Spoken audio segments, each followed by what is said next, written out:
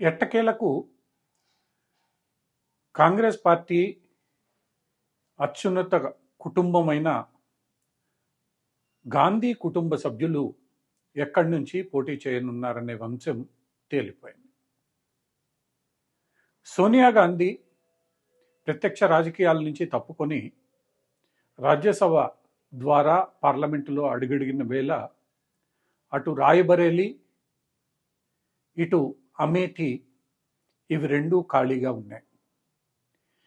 ఈ రెండు స్థానాల నుంచి రాహుల్ గాంధీ, ప్రియాంక గాంధీ పోటీ చేయాలన్న డిమాండ్లు ఎక్కువగా వినవచ్చాయి. అంతేకాకుండా సమాజ్వాదీ పార్టీతో ఇండిక్ బ్లాక్లో భాగంగా చేసుకున్న ఒప్పందంలో కూడా ఈ గాంధీ సోదరి సహోదరులు ఎవరో ఒకరు ఉత్తరప్రదేశ్ నుంచి తప్పనిసరిగా పోటీ చేయాలన్న ఒక ఒప్పందం ఉందని కూడా పరిశీలకులు చెబుతున్నారు. ఈ ఒప్పందాలు, ఈ అంశాలు ఎలా ఉన్నా ఎట్టకేలకు రాయబరేలీ, అమేఠీల నుంచి గాంధీ కుటుంబం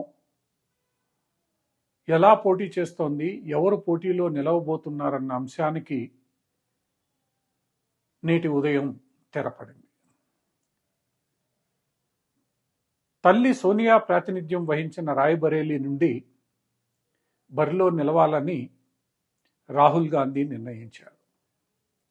ఇక ప్రియాంక గాంధీ ఇప్పుడే ప్రత్యక్ష రాజకీయాల్లోకి రాకూడదని తీసుకున్న నిర్ణయానికి అనుగుణంగా పోటీకి దూరంగా ఉండిపోయారు. దీంతో అమేఠీ నుంచి కాంగ్రెస్ పార్టీకి కుటుంబానికి సన్నిహితుడైన వ్యక్తిని కేంద్ర మంత్రి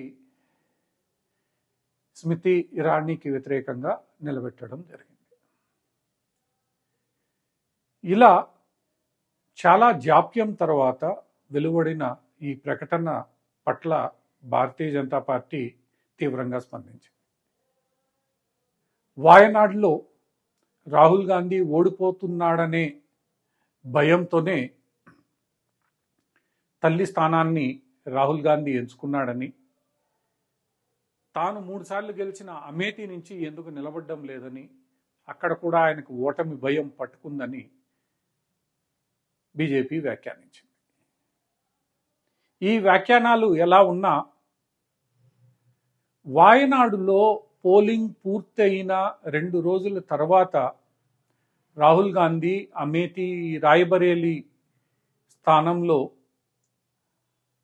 నిలబడబోతున్నాడన్న ప్రకటన వెలువడం పట్ల అందరిలోనూ కొంత విమర్శలకు తావిచ్చింది. ఎందుకంటే వాయనాడులో రాహుల్ గాంధీ పదే పదే వాయనాడే తన కాన్స్టిట్యున్సీ అని, తాను ఇక్కడే ఉండిపోతానని, తాను గెలిస్తే వాయనాడ్నే ఎంచుకుంటానని అక్కడ ఎన్నికలు పూర్తయ్యే వరకు చెబుతూ వచ్చారు, ప్రకటిస్తూ వచ్చారు.